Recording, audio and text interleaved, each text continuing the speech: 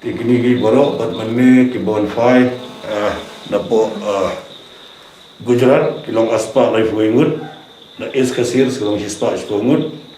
West Garo Hill kede arfo Ngut na di buhoi de khatsa Ngut na East Gentle Hills kilong arfo Ngut na North Garo Hills kilong arfo Ngut West Kasih Hills kilong Khandai Ngut na South West Kasih Hills kilong Ngut at West Gentle Hills kilong Khandai Ngut Southwest Garo Hills kilong Arngut, Southwest Garo Hills,